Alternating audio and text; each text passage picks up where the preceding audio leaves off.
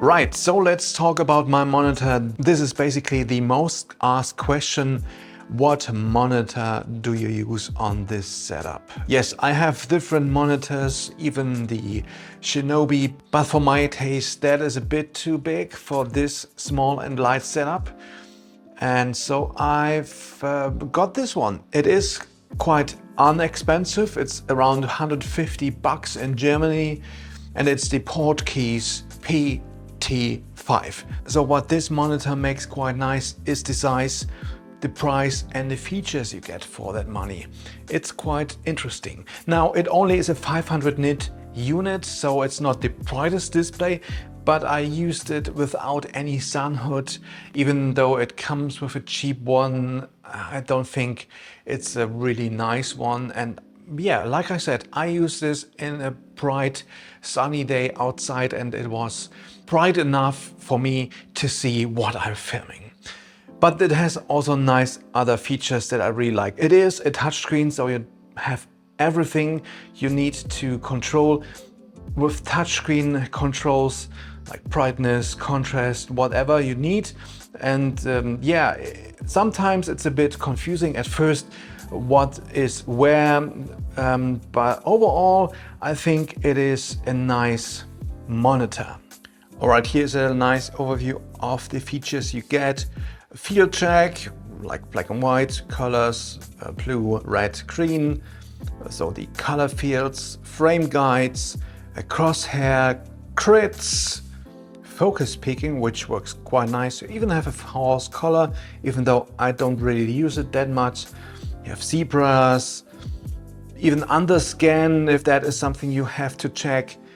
Luma, curves, waveforms, RGB, audio meters. You even can input lots, of course.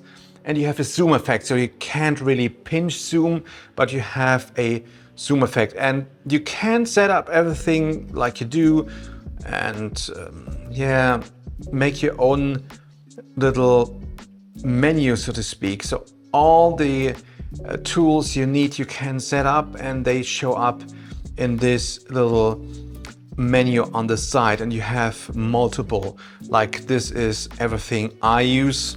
In this case I have frame guides, crosshair, zebras, peaking.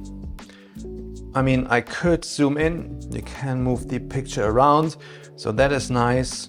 Waveforms, you get the idea, right? So the only thing that is a little bit tricky at first, or sometimes when you want to change settings, like for the peaking, you kind of swipe right.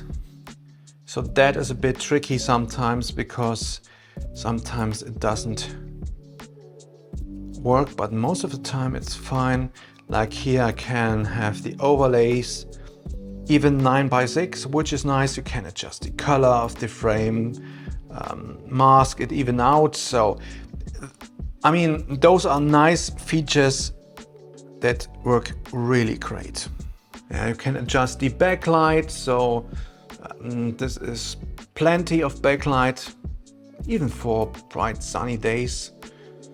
You have display flip mode. You can flip the on-screen display, so this is nice. You have even anamorphic support here, which is quite interesting for this little nice monitor. So what I really like is that this monitor has an HDMI in and also a loop through out. So if I put this little small setup on a big rig, a big shoulder rig or whatever, or need to feed it to a client monitor or whatever, I just loop it out of this monitor. I don't have to reconfigure this rig or pull this HDMI out, whatever. It stays on this monitor, 4K in, 4K out, and it displays on a 1080p signal, so that is nice. Also nice is it takes the Sony NPF style batteries, these bigger ones, but it's also taking the Canon LPE6, which is fine. I used those back in the day, so I have a few of those laying around, but usually with the Sony style NPF batteries, the monitor works better or longer. But it also has a DC input, so on the big rig with the V-mount battery, I have a cable connecting the monitor directly, so I don't run out of juice, but it's nice to have those options. So yeah, I like this little monitor because it is that small, lightweight, not too expensive. The color reproduction is all right.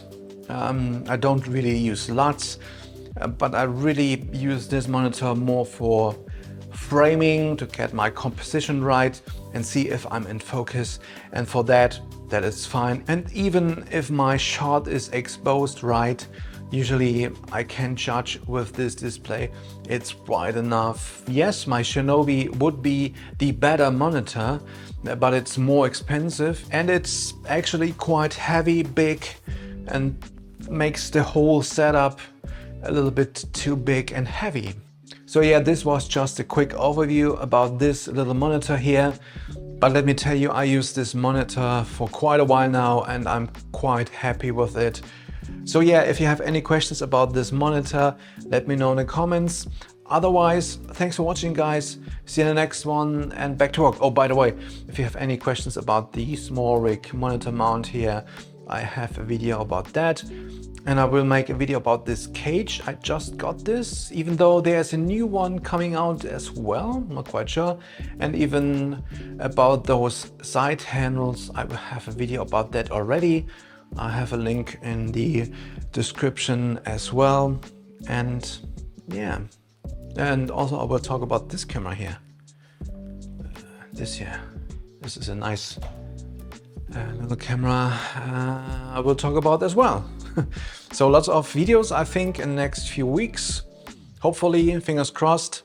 So yeah, back to work.